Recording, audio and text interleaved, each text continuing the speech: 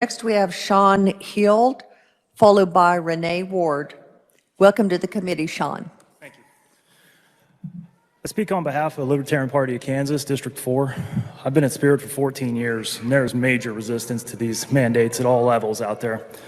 We've had a rough 3 years between the max grounding and COVID causing layoffs and furloughs. The mandates are being cruelly enforced around the country with many unjust denials of exemptions as well as unemployment. The effects of this are going to ripple through the economy.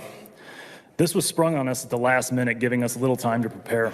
Most of us are not easily replaced.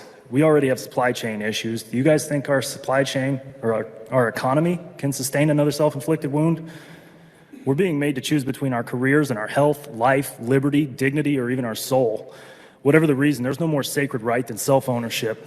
How can we trust government to decide what must go into our bodies to qualify for civil rights? How long will these mandates last? Are the boosters going to be required?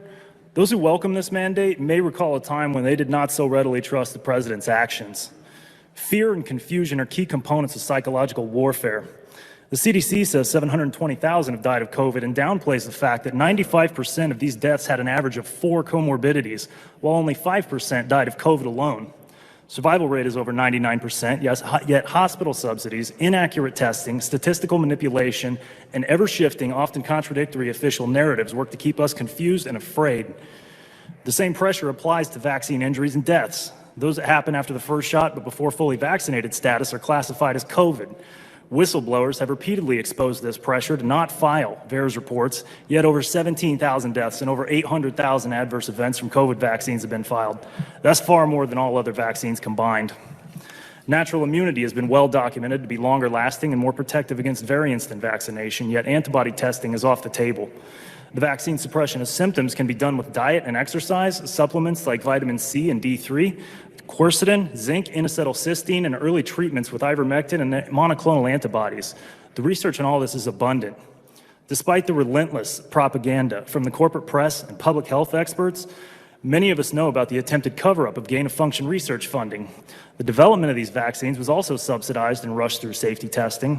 Tax dollars shield these corporations from liability and buy the supposedly free shots, which have made nearly a dozen new big pharma billionaires. This is a transfer of wealth and largely caused the inflation, as 40% of all dollars were created last year.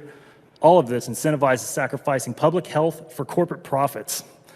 Around the world, millions of people march in open defiance of their government's attempts to starve them into submission.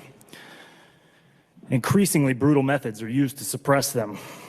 Human rights are under assault, and the U.S. is in the crosshairs. The vaccine passport is the crucial first step towards a social credit system. It must be resisted now, before Americans are backed into corners. We cannot allow such madness in a nation with hundreds of millions of firearms and the most powerful military in history. An armed society must be a polite society. Help us resist this medical apartheid. Thank you.